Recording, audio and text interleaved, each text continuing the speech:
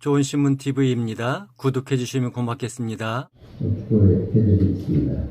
저희가 받들어 구독하겠습니다. 하나님이 그들에게 복을 주시며 하나님이 그들에게 이르시되 생육하고 번성하여 땅에 충만하라. 땅을 정복하라.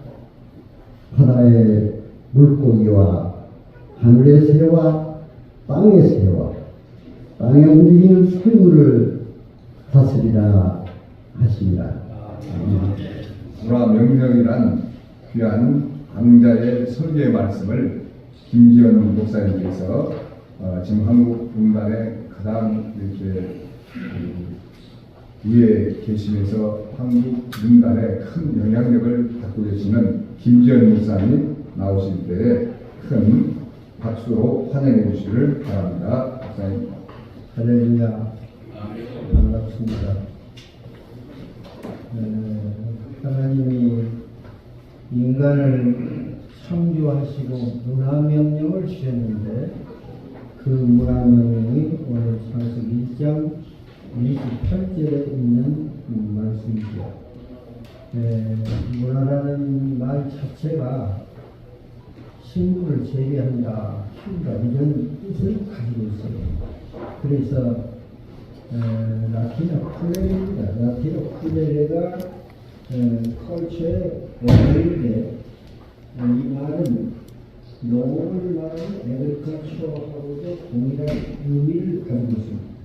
좀 더 구체적으로 말씀을 드리면 인간의 삶에서 파생된 관습이나 또 유형무형의 가치를 우리는 문화라 이렇게 이야기를 합니다. 생육하라 이 말의 힘겨운 뜻이 열매맺으라 다산하라 그런 뜻을 가지고 있습니다. 번성하는 것도 역시 많아져라 일어나라 이런 의미를 가지고 있고요. 충만하라 하는 이 말레라는 히브리 말도 채워라 가득 차라 이런 뜻을 가지고 있습니다. 위로 보게 되면은 하나님께서는 생육하고 번성하고 땅에 충만하고 정복하라 단순한 삶의 명령이 아니고 하나님 나라의 가치를 창출하라고 명령하신 것입니다. 좀 더 다른 말로 말씀을 드리면 기독교 문화로 정복하라는 뜻입니다. 이 말씀은 성경에 여러 번 기록이 나옵니다. 창세기 9장 7절에 보면은 노아에게 하나님께서 2번 말씀을 하시지요. 또 창세기 17장 20절에 보게 되면 하나님은 아브라함과 언약을 맺을 당시에 생육이 중다하고 번성하라 이렇게 말씀을 하십니다. 창세기 35장 11절 말씀에서 보게 되면 야곱의 이름이 이스라엘로 바뀌면서 다시 하나님께서 말씀하십니다. 생육하고 번성하라 이렇게 성경에서 반복적으로 언급을 한다는 것은 대단히 중요하다는 의미를 가지고 있죠. 문화란 이렇게 중요하고 보이지 않는 힘을 가지고 있습니다. 그렇기 때문에 로마가 그리스를 역사적으로 정복했지만 오히려 그리스 문화의 정복을 당했습니다. 그래서 건축이나 조각이나 사상이나 철학이나 할 것 없이 모든 것이 정복을 당했고 종래는 그리스 신화를 모방한 것이 로마 신화입니다. 1592년도 임진왜란이 발생했을 때 일본이 결국은 7년 동안에 걸쳐서 이 전쟁에서 마지막에는 패퇴하고 일본이 물러갔습니다. 그런데 그 7년 동안의 전쟁이 무슨 전쟁이었느냐 하면은 문화적 약탈 전쟁입니다. 도자기를 가져가고 돌공을 끌고 가고 그리고 문화적 가치가 있는 것을 모조리 수탈해서 간 것이 바로 임진왜란이었습니다. 그런데 이때 당시에 사야라는 장군이 철포대장으로 3,000명을 끌고 부산 동네에 들어옵니다. 그런데 부산 동네에 들어온 이 사라가가 참전 7일 만에 항복을 합니다.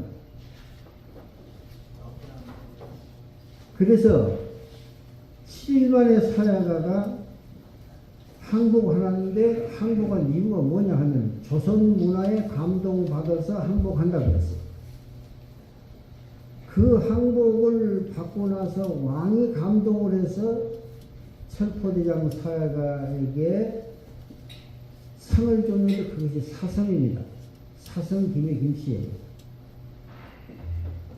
그 사성 김해 김씨가 제가 알고 있는 장로님한테 확인을 했더니 지금도 대구 옆에 있는 달성군에 한 80여가 사야가 후손들이 살고 있다고 나한테 그때 이야기를 해줬어요.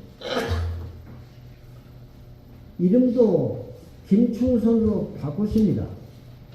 그리고 마지막에는 정이품의 벼슬까지 하면서 우리나라의 조총 기술을 많이 전수를 해줬어요. 항복한 조건이 다른 거 아닙니다. 문화민족을 침략할 수 없다는 한 가지 이유였습니다. 문화의 힘은 그렇게 큰 것입니다. 그 이후로 일본이 다시 우리 한반도를 침략을 했지요. 그런데 무력으로 다스려 가도 이게 한국을 이길 수가 없습니다. 그래서 무단 정치를 포기하고 문화말살 정책을 선택합니다. 제7대 조선총독으로 왔던 미나미지로는 우리 말을 첫째 못 쓰겠습니다. 무궁화꽃은 눈에 핏꽃이라고 이야기를 했습니다. 우리 어렸을 때까지 어른들이 눈에 핏꽃이다 이렇게 이야기했어요. 무궁화를 보게 되면 안질에 걸린다고 이야기를 했어요. 그래서 무궁화를 전부 뽑아다가 헛간 뒤라든지 아니면은 아주 보기 흉한 그런 지역에다가 무궁화를 전부 다 뽑아서 옮기든지 아니면 다 죽이든지 했어요. 문화말살 정책입니다. 말과 글을 탄압을 하지 않고는 도저히 이 민족을 정복할 수 없다고 생각을 한 것입니다. 흰옷을 못 입겠습니다. 상투를 전부 다 잘랐습니다. 이름을 바꿨습니다. 사람 이름만 창씨 개명해서 바꾼 것이 아니고 땅 이름조차도 바꿨습니다. 그걸 창지 개명 우리가 이렇게 이야기했죠. 예를 들면 대전을 한밭을 대전이라고 바꿨다든지 아니면 삼각산을 북한산으로 바꾼다든지 이 모든 것을 바꿨어요. 일개 군도 전부 다 동서남북으로 다 바꿔놨습니다. 고유한 이름이 있었지만 창지 개명까지 전부 다 했어요. 그래서 우리나라는 가면 동일한 군의 동쪽 군동명, 군서명, 군남명 이 동일한 이름들이 많아요. 일본 놈들이 다 그렇게 해놓은 것입니다. 산마다 스말독을 박았습니다. 이렇게 해서 이 민족을 무력으로 정복하는 것은 힘들다고 판단을 했던 것입니다. 민족혼을 말살시키기로 작정하는 것입니다. 문화는 눈에 보이지 않지만 이렇게 힘이 있고 위대한 구속력을 가지고 있습니다. 1950년도 9월 25일 날 남침한 공산당들이 수백 명이 들어간 것이 덕수궁이었습니다. 당시 덕수궁을 지키기로 되어 있었던 미군 포병 중의 제임스 해밀턴 딜이라고 하는 포병 중위가 명령을 받았습니다. 공산군들이 덕수궁에 들어갔으니까 덕수궁을 포격해라. 당시 23살밖에 안 먹은 이 미군 중위가 생각할 때 이걸 폭격하면은 공산군을 죽일 수 있는데 왕궁 자체가 다 파괴된다고 생각을 하는 거예요. 그러니까 명령을 어겼어요. 어기고 공산군들이 끊임없이 지쳐서 나중에 을지로 쪽으로 나올 때까지 기다렸어요. 빠져나오기만을 기다린 후에 공격을 하고 왕궁을 보존하는 것이 겨우 23살 먹은 제임스 해밀턴 디드하고는 포병 중위의 판단이었습니다. 1996년도 정부는 나중에 문화재를 보호했던 그 포병 중위를 불러서 정부 감사패를 증정을 했습니다. 감사패를 받고 2년 후에 그 해밀턴 중위는 죽었습니다. 이런 일들은 많아요. 한국 전쟁 당시 지리산은 공비들의 은신처였습니다. 공비 토벌 작전에 나섰던 18 전투경찰대장 차이력 총경이 당시 국의 화엄사를 수락하라는 명령을 받았습니다. 그게 공비들이 많이 들어갔다는 거예요. 절간을 아예 불태워버려라.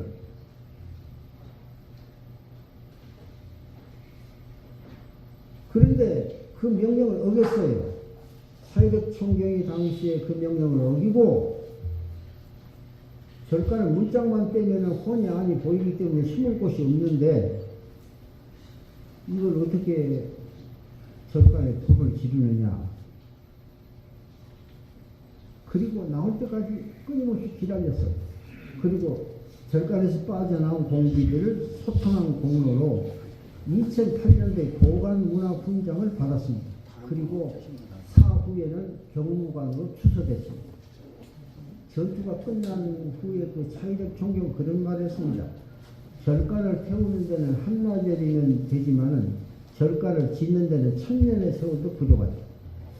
우리 그리스도인이 기독교인들이 생각할 때는 그 우상의 문화 당장에 때려보시고 잃어버리면 좋겠지 이렇게 생각할 수도 물론 있을 것입니다.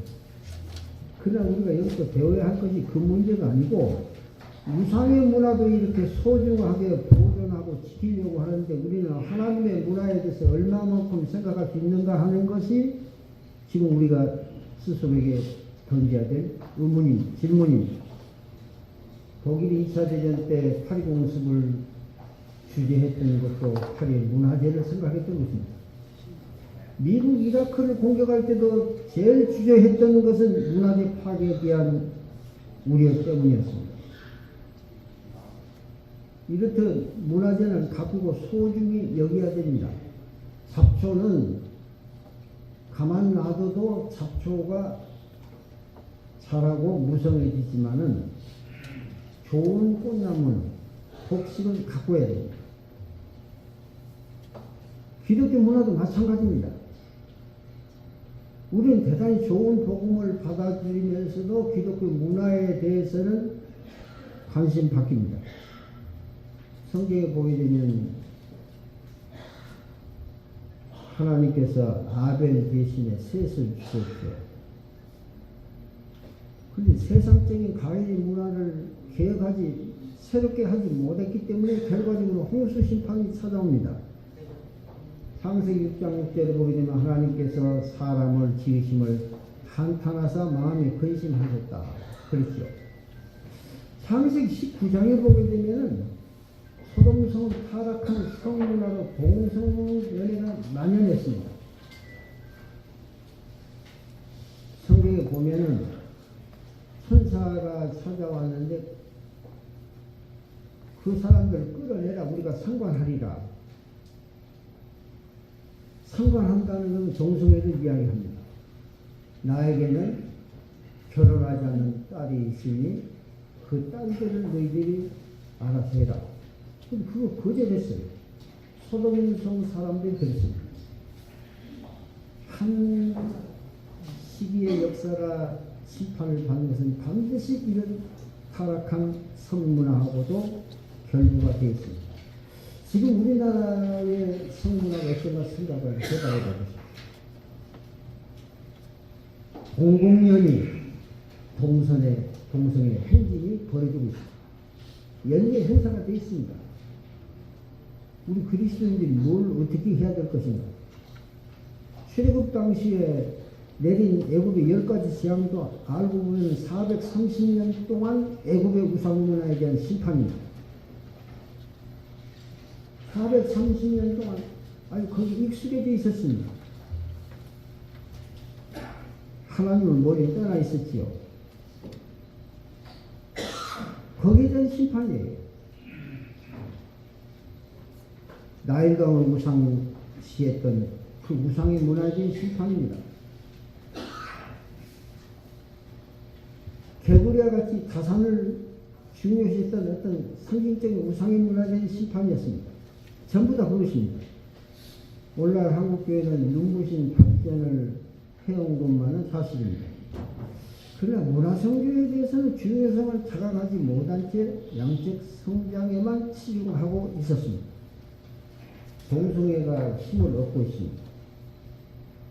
공공연합니다. 우상의 종교가 들어와서 문화를 전파합니다. 할랄 음식을 시장에서 판매를 합니다. 코셔 인증 마크가 있는 것을 판매합니다. 우리가 전혀 이해할 수 없는 복식 문화가 들어왔습니다. 귀신 문화가 들어왔습니다. 나는 지난번 이태원 참사를 대단히 마음 아프게 생각하고 빨리 좀 출동을 신고받고 했으면 그 대형 참사를 막을 수 있을 텐데 하는 마음은 모든 사람들과 동일합니다. 아쉬움이 많이 남습니다. 그런데 우리가 신앙적으로 들여다보면 귀신의 문화입니다. 할로윈 데이라는 식으로 언제 있었습니까? 문화성교에 대한 자각이 우리에게 반드시 필요합니다. 세계는 바야흐로 총성 없는 전쟁에 돌입하고 있습니다. 문화전쟁입니다. 굴뚝 없는 산업에 돌입하고 있습니다. 문화산업입니다. 문화의 단초는, 문화의 시작은, 근본은 문자고 문학입니다. 라틴어로 말할 때 문화라는 말이 어원을 따져볼 때는 경작한다, 바설간다 뭐 이런 의미를 가지고 있지만 우리가 사용하는 한문으로 문화라고 했을 때는 반드시 그런 문자가 들어갑니다. 문명도 마찬가지입니다. 한 나라 국민들의 수준을 가늠할 수 있는 것은 문맹률입니다. 문자를 해독할 수 있느냐 없느냐에 따라 K-팝이 지금 굉장합니다. K-무비도 그럽니다. 영화도 나갈 상을 많이 받습니다. 드라마도 많이 나가서 수출을 하고 있습니다. 그러니 문화가 없으면 안 됩니다. 문화는 가장 기본입니다. 우리나라는 세계 최고의 문자를 사용하는 문화민족입니다. 한글은 인간이 만들어내는 소리를 모든 사물소리를 가장 근접하게 표기할 수 있는 문자가 한글입니다.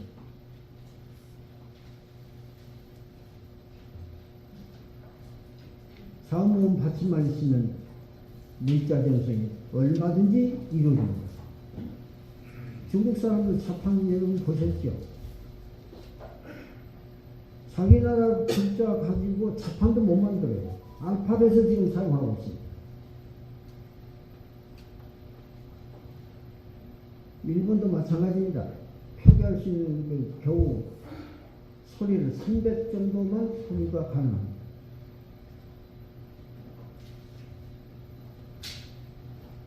중국 글자는 한 400 정도 이렇게 보고 있습니다. 그러나 한글은 11,000자의 소리를 만들어내고 말할 수 있습니다. 영어는 된소리가 불가능합니다. 발음기 없이는 못 읽습니다.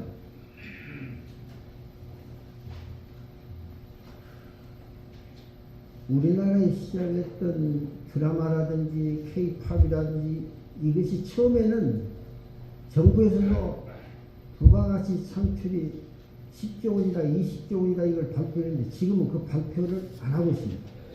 국가 브랜드 가치가 말할 수 없이 올라갔어요. 미국 땅의 100분의 1,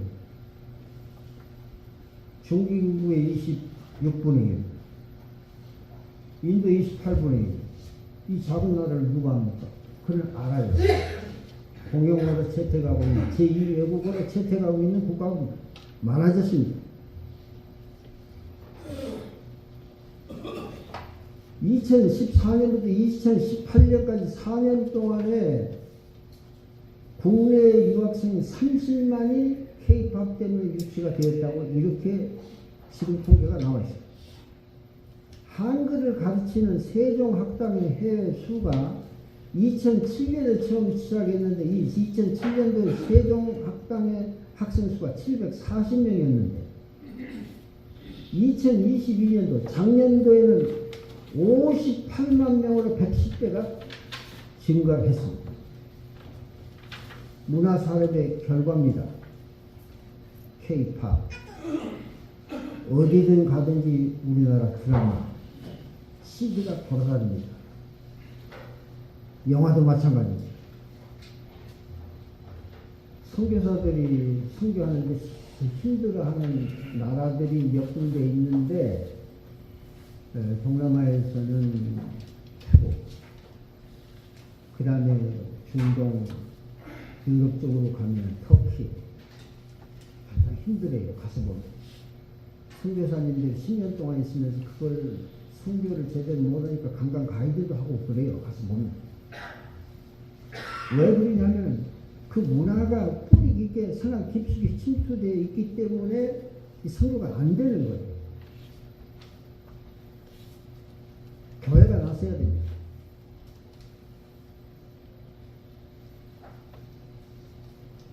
터키가 지금 뭐 투르키인데 터키가 그리스를 400년 동안 지배했는데 사장된 그리스를 살려낸 것은 그리스 교회였습니다. 터키가 불가리아를 500년 지배했습니다. 그런데 불가리아를 살려낸 것은 불가리아 교회였습니다. 1900년 동안 나라를 잃고 세계 뿔뿔이 흩어져 유대민족을 하나로 통일시킨 것은 잊혀진 히브리어를 회복시킨 벤 에우다 한 사람이었습니다.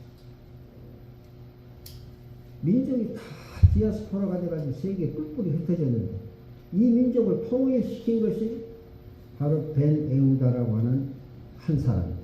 히브리어, 죽은 히브리어를 다시 부활시켰습니다.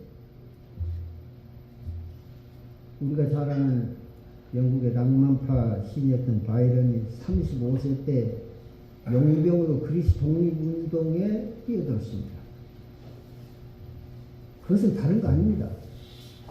자기 나라 잉글랜드를 영국을 버리고 그리스로 뛰어들어서 독립운동에 뛰어든 것은 오스만 제국에 대항하기 위한 것이고 그리스 문화를 지키고 사랑하고자 하는 그런 마음 때문이었습니다. 그래서 바이런의 사실 동상은 아테네 제우스 신전 근처에 사실 바이런의 동상이 있어요. 모든 문학의 단초가 되는 것은 문화의 단초가 되는 것은 문학입니다. 그 가운데 기독교 문학이 되살아나야 됩니다. 같이 출발점입니다. 뭐 예술은 많습니다.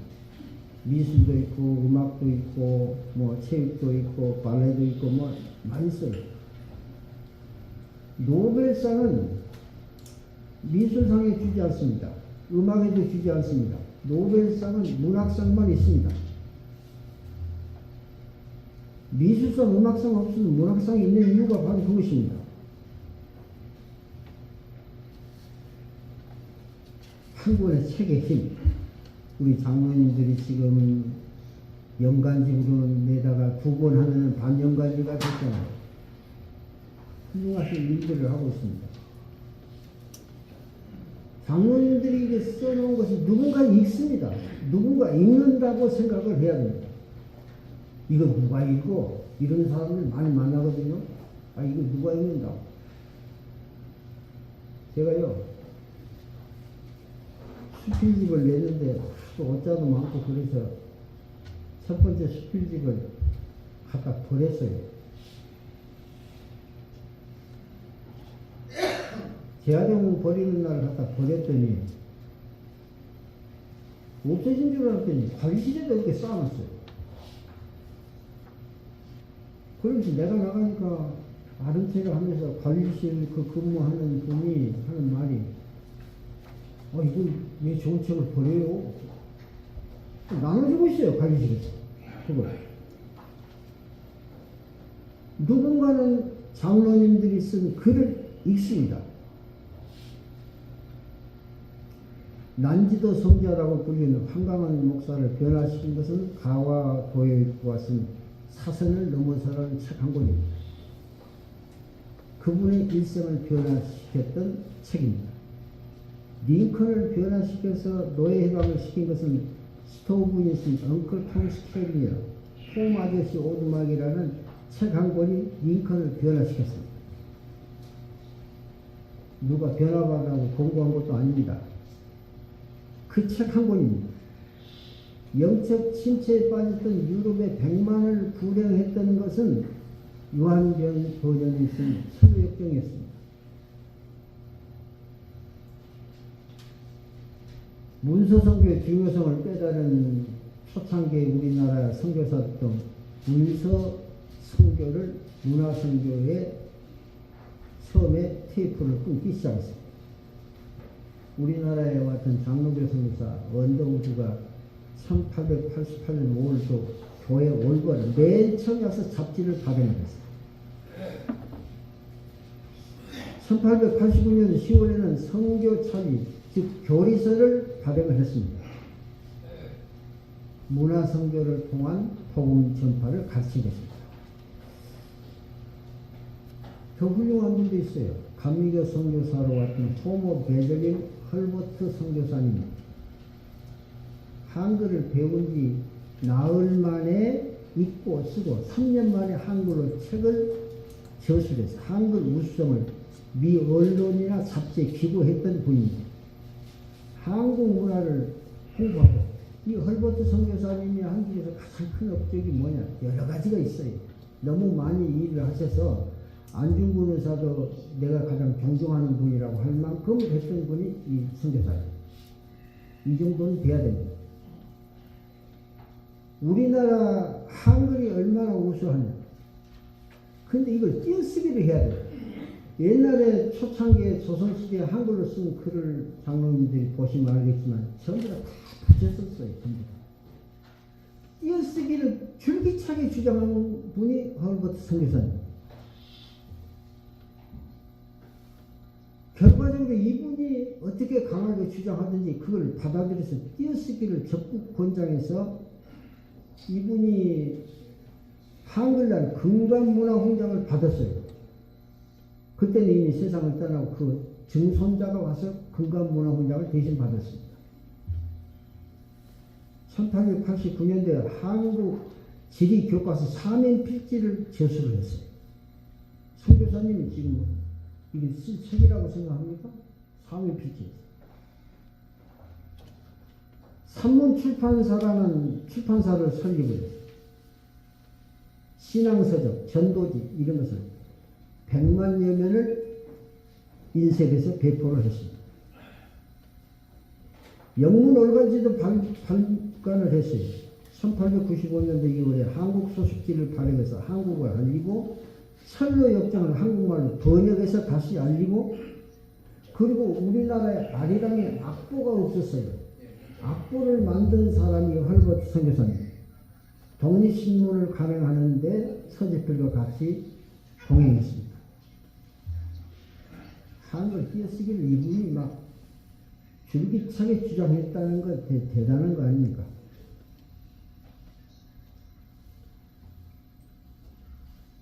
교회에 사명이 있습니다. 직설적으로 노방전도하는 것도 대단히 중요합니다. 우리가 전통적으로 했던 방법 중에 한 가지죠. 그런데 지금 노방전도 하면서 보면은 이게 줘도 받질 않아요. 과자하고 휴지 주면 그것만 딱 가지고 가서 내버려요. 이렇게 가요. 아무 의미가 없어요. 문화선교로 파고 들어가야 돼요. 문화선교로 파고 들어가야 돼요. 각 교회에서는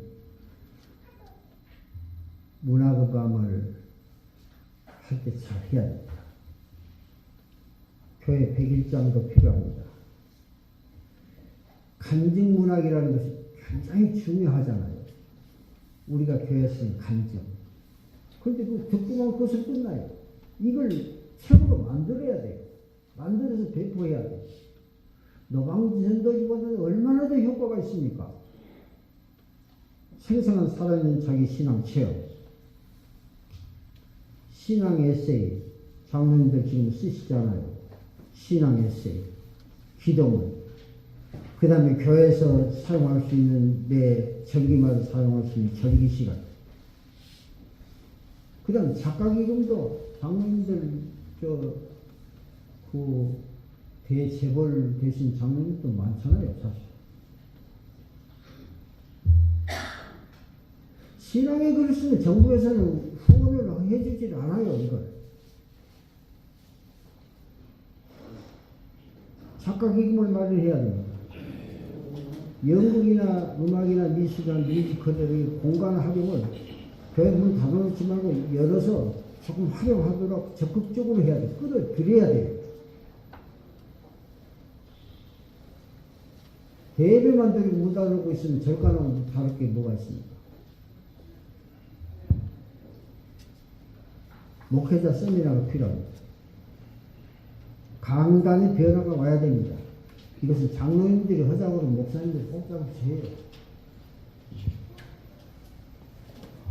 강단의 변화가 와야 돼요.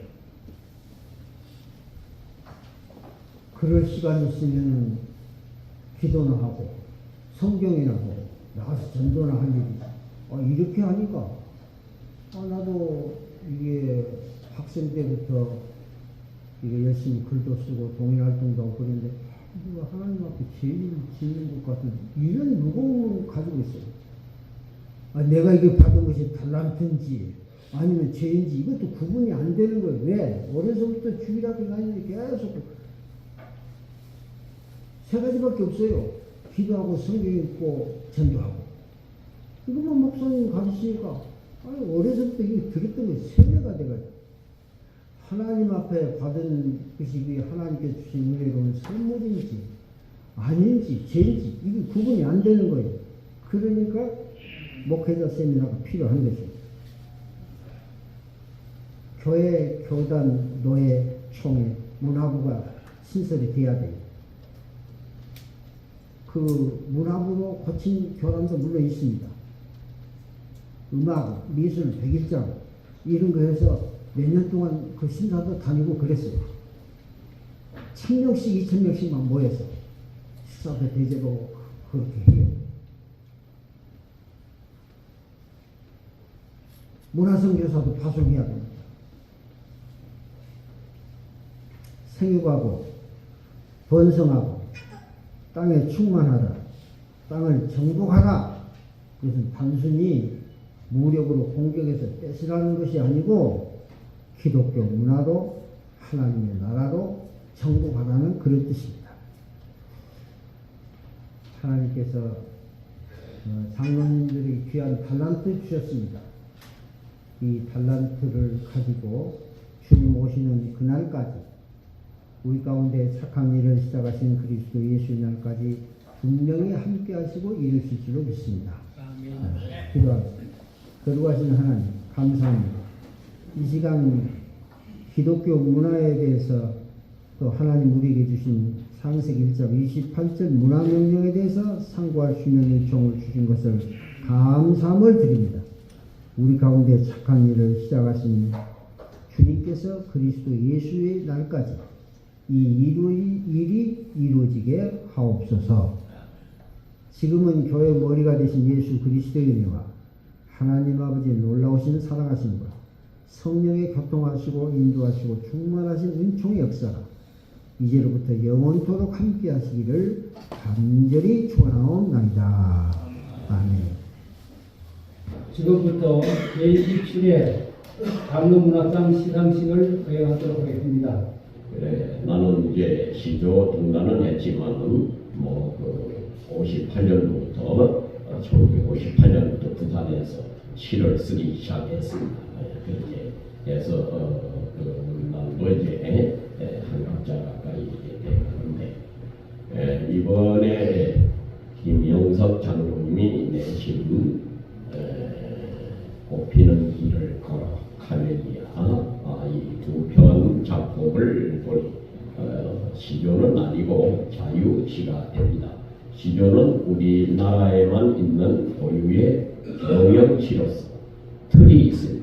3434, 343, 3543 하는 이 평시조의 틀이 있는데 그 시조가 아니고 또 자유롭게 쓰는 자유시를 이렇게 써내셨는데 그 경력은 지금 여기 그 뒤에 환하게 나와 있고 심사평도 나의 그 평도 이 장로문학 42쪽에 잘 나와 있습니다. 그래서 뭐 길게 평을 말씀드릴 거는 없고 나하고는 교단에 교육계에 계셨고 또 시교도 쓰시고 하니까 두 가지 공통점이 있는데 저는 그 소파 방정환 선생님의 어린이 사랑의 마음으로 동시를 이렇게 써서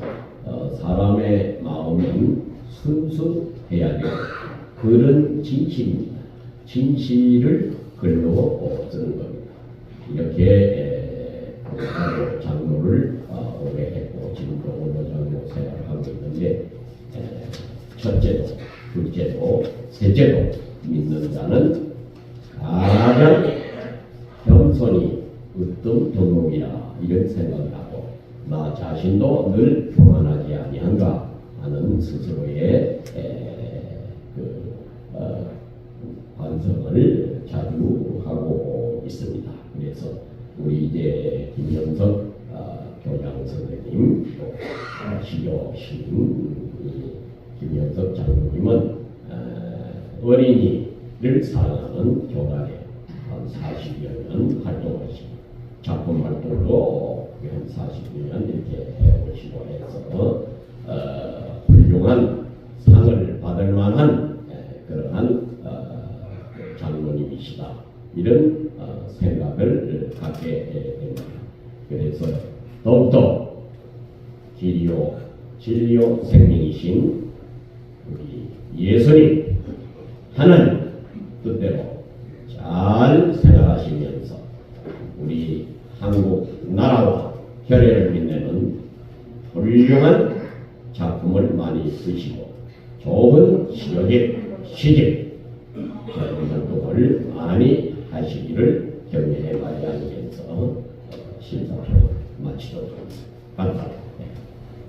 저는 수필가이면서 문학평론가인 하재준 장로입니다. 제가 글을 쓴 것은 한 50여 년 전에 등단했고 또 등단 이후에도 계속 글을 써와서 제가 말할 수 있는 그런 것들이 대략 있습니다만 그러나 오늘 김영석 장로님, 김익수 장로님 글을 통해서 제가 많은 감동을 받기도 하고 감명을 받기도 했습니다. 이런 점들을 말씀을 드리고자 합니다. 수필은 다른 문학과 달라서 특이한 점이 있습니다. 그것은 작가가 직접 작품 속에 등장한다는 점입니다. 그렇게 작품 속에 등장하다 보면은 자기의 철학과 사상과 감정이 거기에 묻어날 뿐만 아니라 또 거기에는 작가의 숨소리까지도 헤아릴 수 있는 그러한 작품들이 많이 있습니다. 우리 김익수 장로님은 바로 그러한 점에서 높이 평가를 할 수가 있습니다. 수필은 정말로 자기의 글이요, 또 사회에 밑받침이 되는 글이요, 사람의 살 수 있는 살아나가는 과정을 그대로 그려내놓은 글이 바로 수필이 아니겠느냐, 이렇게 생각해 볼 적에 참으로 김익수 장로님의 그 수필을 제가 읽으면서, 제가 심사하면서 많은 감동을 받기도 했습니다.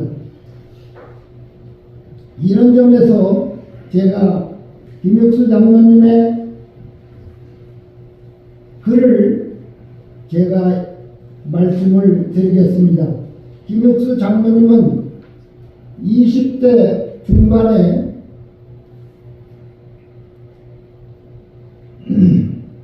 행정 공무원으로서 공채 합격을 했습니다. 그 뒤에 15년 후쯤 돼서 그분이, 그러니까 40대에 사무관으로 승진을 하게 되는데 거기에는 공채로 이루어졌습니다. 그 공채가 보통 어려운 것이 아닌데 거기에서 당당히 됐다고 하는 사실입니다. 다시 말씀드려서 그분의 시험장에는 많은 행정고시 합격자들이 같이 대결할 수 있는 그러한 계기가 돼서 그들과 같이 하는데, 김익수 장로님은 일반 공무원 시험에 합격한 자로서 대단히 떨리고 또 떨리는 그러한 자세가 됐습니다만, 그러한 것들도 전부 다 물리치고 거기서 당당히 합격했다는 사실을 저는 거기에 이 수필 작품에서 봤을 때 참으로 대단한 분이다, 이렇게 생각을 했습니다. 그런데 또다시 중앙공무원 연수원에서 230명이 교육을 받는데 거기에서도 당당히 1위를 했다는 것도 정말로 놀라운 일이 아닐 수가 없습니다. 이러한 면들을 조용히 생각해 볼 때에 김익수 장로님에 대한 그 존경심이 이 글을 통해서 많은 것을 깨우치고 많은 것을 생각하게 되었습니다. 솔직히 말해서 일반 공무원 시험을 봤는데 그 행정고시 그 사람들과 같이 어깨를 나란히 나누고 또 그럴 뿐만 아니라 그들과 같이 대결했다라고 하는 것도 대단한 일입니다. 그런데 거기에서 합격해서 230명이 또 연수를 받는데 수료 마치는 날 보니까 거기에 230명에서 1등을 해서 수료장이 나왔다고 하는 것은 또다시 놀라운 일이 아닐 수 없습니다.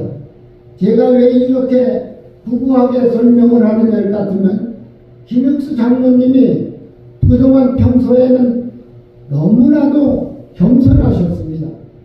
정말 겸손하신 분인데 그렇게 놀라운 역사를 이룩할 수 있었다고 하는 것은 과연 장로로서의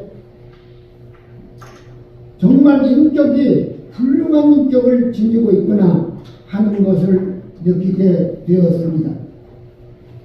또 그분이 49세 때에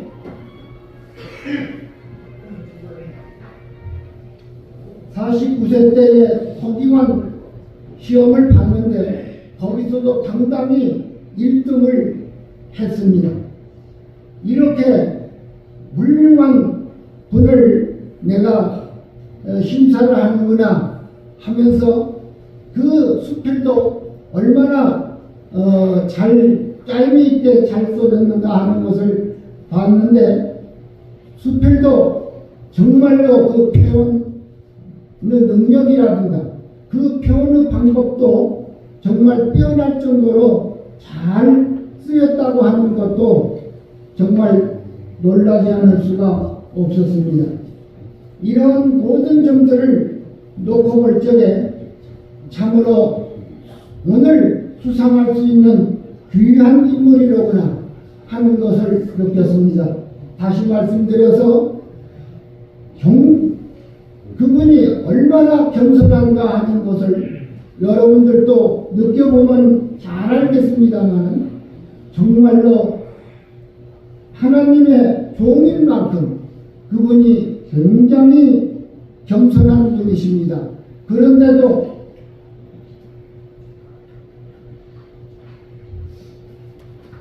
그렇게 지위가 높을 정도로 됐는데도 그렇게 겸손한 것은 상당히 가치 있는 일이 아니겠느냐 이렇게 생각을 해봤습니다. 둘째로는 또다시 은퇴한 후에 일이었습니다. 퇴직한 뒤에 건강을 위해서 탁구를 시작했는데 10여 년간의 탁구를 연습을 했는데 거기에서 어떤 결과를 가져왔느냐 같으면 서울시 공무원 대표 어로 선수로 뽑히게 됐고 또 구청 대표로 뽑히게 되어서 아주 맹활약을 했다는 것은 또다시 여기서 높이 평가할 일이 아니겠느냐 이렇게 생각을 해봤습니다. 그것뿐만 아니라 우리나라에서 굉장히 자랑스러운 블루 배지를 달 수 있었다고 하는 것, 블루 배지라고 하는 것은 국제심판 자격을 가질 수 있는 그러한 자들만이 블루 배지를 달 수 있었는데 그 블루 배지를 달 수 있었다고 하는 그 자체 얼마나 그 노력의 결산이었던가 하는 것을 다시 한번 생각하게 되었습니다. 이렇게 한 가지 일을 성취하는 데 있어서 여기에는 강한 의지가 또 강한 신념이 강한 집념이 이렇게 독특할 정도로 강한 분이 있었다고 하는 것은 대단한 분이 아닐 수가 없습니다. 이러한 점을 높이 평가를 하지 않을 수가 없었고 아까도 말씀드린 것과 같이 문학 표현 역시 또 문학 능력이 역시 모든 점이 뛰어나다고 생각이 되어서 이분을 수필 문학상 시상자로 뽑히게 되었습니다. 이러한 훌륭한 분을 모셨구나 하는 생각을 가졌는데 오늘 아침도 제가 막 저 3층에 문을 열고 나오니까 언제 저를 받는가는 모르지만은 그냥 뛰쳐 오셔서 저한테 인사를 하는 것을 제가 보고 저렇게 겸손한 분이 정말로 훌륭한 분이로구나. 정말 주의 종으로서의 가치가 있는 분이로구나. 하나님이 오시기 얼마나 훌륭한 분인가. 이런 것들을 다시 생각하게 되었습니다. 다시 한번 김익수 장로님 또 김영석 장로님에게 오늘 시상을 하신 데에 대해서 높이 평가하면서 또 이분 앞에 축하의 말씀을 전합니다. 오늘 이 자리를 마련하기까지 이렇게 훌륭한 자리를 마련할 수 있었던 것은 다들 역대 회장님들의 그 피나는 노력과 또 그 결과가 아니겠느냐 이렇게 생각을 해봅니다. 이런 점들을 생각하면서 오늘 김익수 장로님 심사가 이렇게 이루어졌다고 하는 것을 말씀을 드리며 이걸로 마치겠습니다. 감사합니다.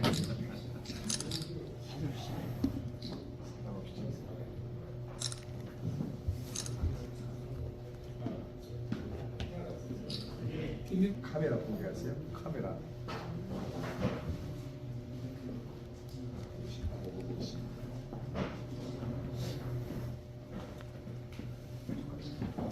같이 세 분이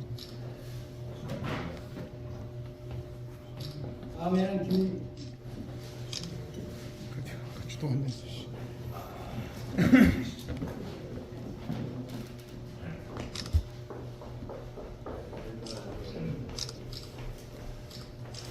한국 장로 문학상 시부분 김영석 장로.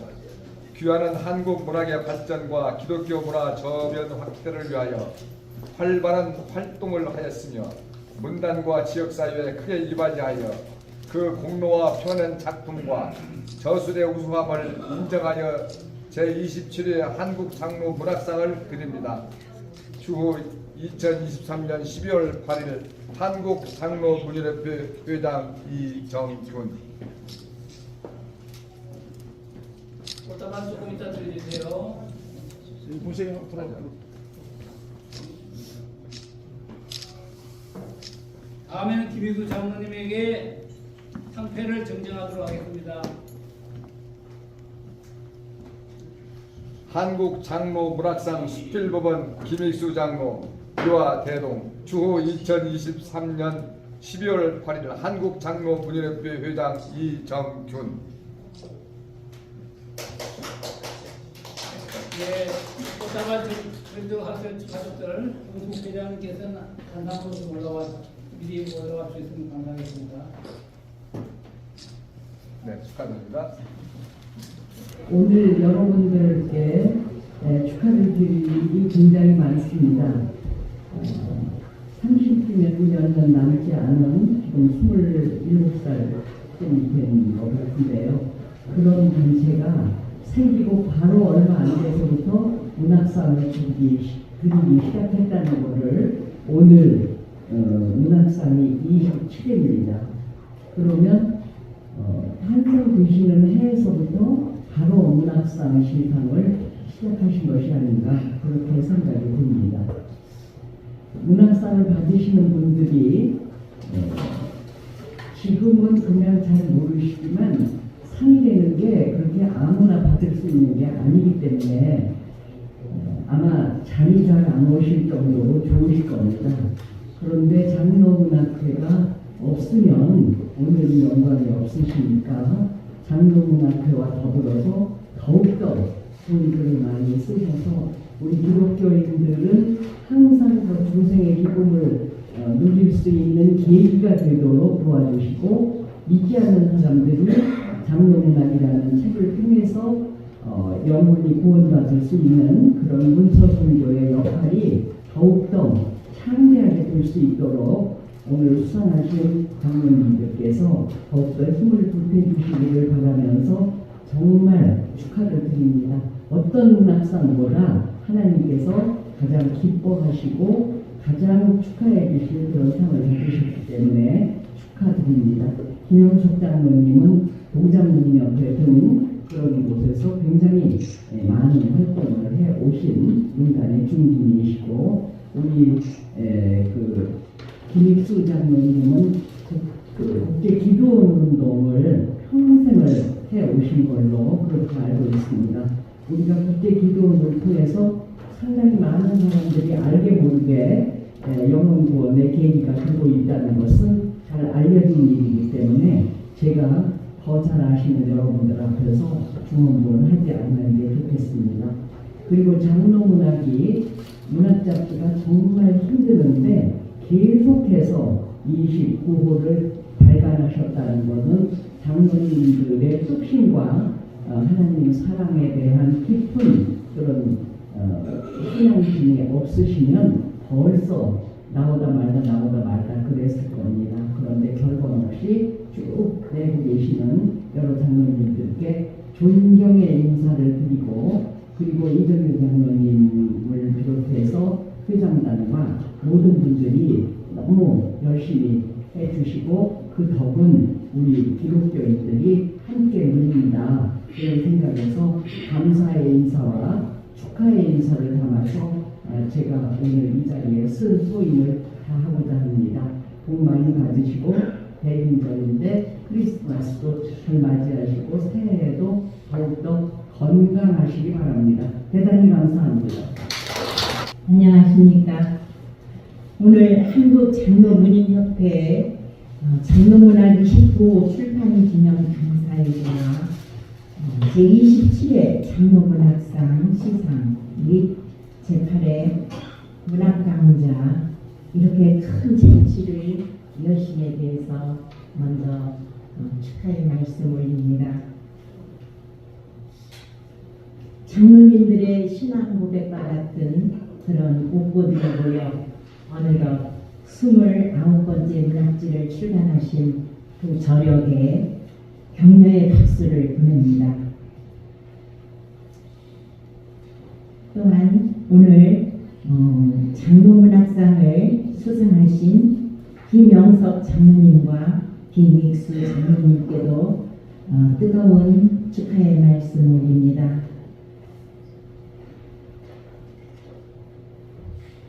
오늘 이 자리에 계신 장로님들은 하나님께서 기름 부어서 신실한 종으로 삼으셨을 뿐 아니라 문학이라는 그런 귀한 달란트까지 받으신 그런 큰 복을 받으신 분들이라고 생각합니다. 이런 말이죠. 사람은 책을 만들고 책은 사람을 만든다. 우리의 글이 책이 되어서 많은 사람들에게 감동을 주어서 그 사람을 또 변화시킬 수 있게 되고 그렇기 때문에 우리의 글을 통해 사람이 만들어진다고 볼 수 있습니다. 그런 의미에서 볼 때에 우리는 그런 글을 씀에 있어서 더욱더 신중하고 막중한 그런 책임과 그런 책임감, 사명감을 가지고 우리는 글을 써야 될 줄 압니다. 그래서 번필하셔서 후회에 이르도록 사랑받는 작품을 많이 쓰시기를 바라고, 그동안 제가 한국장로문인협회를 지켜보면서 많은 성장을 하였음에 감사를 드립니다. 1년에 한 번 발간하던 문의지를 1년에 이제 2번 간 명간지로 발간하게 이었다는 것은 참 고무적인 일이고, 또 협회 사무실을 마련하신 그 일이 매우 축하를 드릴 일입니다. 이런 그 모든 것은 이정균 회장님의 추진력과 임원 모든 회원들의 간절한 바람과 함께 힘을 모아서 일구어낸 결과인 줄 압니다. 참 애쓰셨습니다. 쉽지 않은 일을 잘 해내셨습니다. 한국장로문인협회가 문단에서 크게 자리매김을 하고 하나님께 영광 돌리는 아름다운 크리스천인들의 문인협회가 되기를 간절히 바라면서 축사를 마칩니다. 다시 한번 모든 일에 축하의 말씀 올립니다. 감사합니다. 이제 이 모든 영광을 우리 하나님 앞에 올려드립니다. 우리 장로 문인협회 장로 문학지를 발간한 지 32년이 됐다고 하는 것은 젊음과 패기를 가지고 노년에 계신 우리 문학 동지 여러분들과 시와 수필을 통해서 고난과 고난이 있는 우리의 마음의 내면의 세계를 표출하고 하나님 앞에 영광을 올릴 수 있는 이러한 창작 활동에 하나님께서 주신 이 달란트에 이 자리를 빌어서 감사하고 하나님 앞에 영광을 올려드립니다. 할렐루야! 오늘 이 수상이 되기까지 투철하고 창의적이고 진취적인 우리 회장 이정균 장로님, 보필해주신 이웅열 사무총장님, 심사해 주신 오광춘 박사님과 하재준 평론가님, 또 우리 김익수 유명하신 우리 수빈가님, 이 자리에서 이렇게 함께 우리 모든 선배, 선후배 우리 장로님들과 무인에 대한 생각, 하나님이 주신 달란트, 세상을 더 아름답게, 선하게, 더 아름다운 미래의 세계로 변화되게 하여 줄 수 있는 상으로 받고 더욱 영구하고 겸손한 자세로 하나님을 섬기는 마음으로 창작활동에 더 정진하겠습니다. 오늘 참석해 주신 우리 회원들, 또 내 여러 어르신들에게, 목사님과 여러 우리 장로님들께 진심으로 감사를 드리며 돌아오는 새해를 맞이해서 크리스마스 해피 뉴어입니다. 그리고 축사해 주신 두 분 회장님들께 감사드립니다. 할렐루야! 안녕하세요. 너무 감격에 벅찹니다. 이 부족하기 턱없이 부족한 저를 뽑아주신 우리 심사위원님 두 분께 진심으로 감사하고 앞으로 더 열심히 하라는 채찍으로 알고 죽을 때까지 글을 쓰겠습니다. 그리고 축사해 주신 우리 회장님들 너무 고맙습니다. 그리고 오늘 이렇게 주말도 아니고 금요일이 평일인데 이렇게 오셔주셔서 축하해 주신 모든 존경하는 네 분들에게 깊은 감사를 드리고, 저는 응암교회에 그 시 쓰기반이 있어요. 거기서 우리 윤주영 시인 선배님한테 계속 배웠어요. 그래가지고 이제 조금 이렇게 쓰게 되었습니다. 앞으로 더 노력하겠습니다. 저기 임만호 창조문에 발행해 놓으셨는데 거기서 수필가로 키워주셨습니다. 감사합니다. 앞으로 부족한 점을 더 공부하면서 계속 모든 회의에 참가하면서 열심으로 공부하겠습니다. 감사합니다. 돌아보면 모두가 사랑하다. 장시이다. 추세기의 지조처럼 가슴 스며드는 모두가 사랑이다. 봄날 몸을 터뜨리는 목련꽃처럼 모두가 사랑이다. 여름밤 후두둑 떨어지는 별똥별처럼 모두가 사랑이다.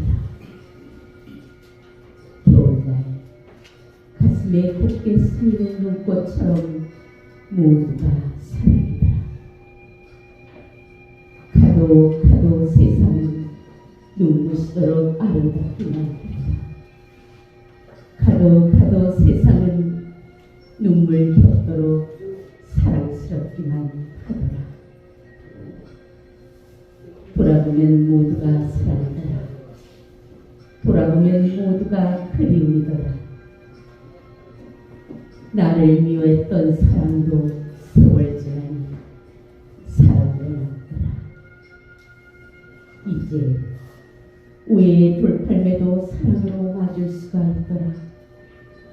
이 아름다운 세상에 살 수 있는 것이 행복하기만 하더라. 삶의 길을 걷다가 만나는 모든 것들이 사랑스럽기만 하더라. 사랑의 길에서 만나는 모든 것들이 사랑스럽기만 하더라.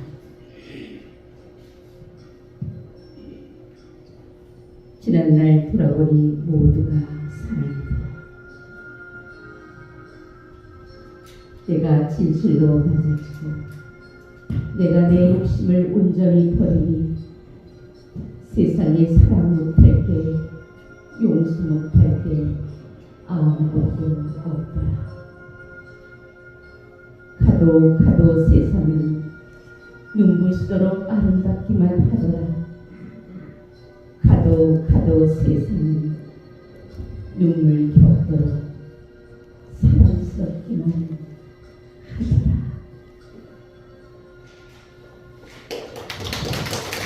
한 분도 빠짐없이 사진 촬영해 주시면 고맙겠습니다.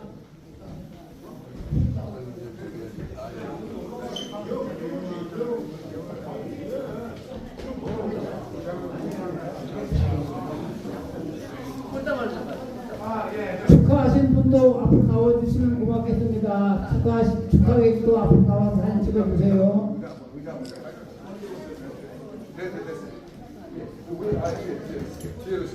저 뒤에 나오세요. 축하하신 분들 뒤로 앞으로 나와주세요. 목사님 나오세요. 목사님 나오세요. 앞으로 나오세요. 앞으로 좀 축하하시는 분들도 앞으로 나와서 같이 찍어주시면 고맙겠습니다. 사진 촬영 좀 해주세요. 협조해주세요.